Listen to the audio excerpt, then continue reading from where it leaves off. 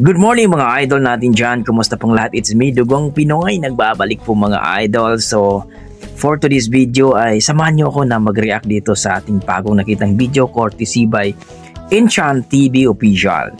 So, dito po ka sa kanyang video na pinamagatang Don't Stop Believing by Journey. So, isang inuman session mga idol at alam niyo na, pag may inuman session, may kantahan at talagang mas malulupit kapag nakainom na. So, supportan po natin ang YouTube channel ni Inchan TV Official. Around 1,700 subscriber na po siya mga idol. Kaya please supportan po natin. Pero bago ang lahat mga idol, huwag natin kalimutan pa-like and subscribe naman sa ating YouTube channel mga idol. Tara, panoorin natin mga idol ang kanta ng Don't Stop Believing by Journey. Let's go! Yes, sir. Once again, happy fiesta. All right. Yes, sir.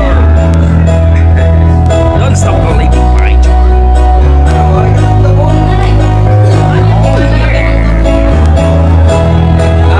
Just a small town girl. What? Living in a lonely world.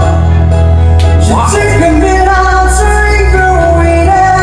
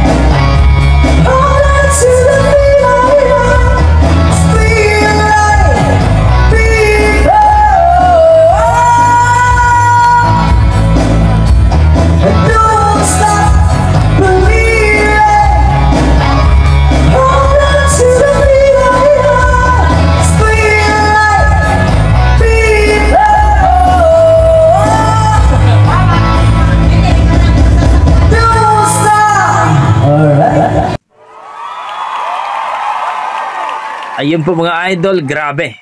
Don't Stop Believing by Journey, no?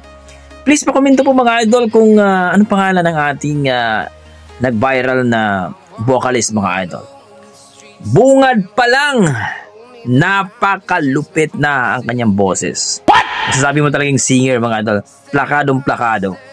Wala akong masasabi kundi ang lupit mo, Lodi. Don't Stop Believing by Journey. Maning-mani lang kay Kuya. Maraming salamat Enchant TV Official. Para sa akin mga idol, napaka-amazing ang boses ni Lodi. Na-appreciate ko at talagang napaka yung vocal coach pa lang, nako, the best talaga.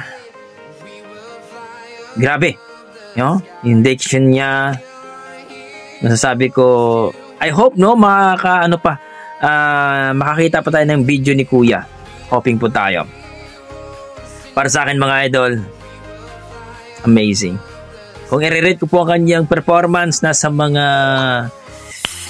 9 mga idol. So kayo dyan, kung ano po ang inyong reaction, kung ano po yung opinion, please comment down below mga idol.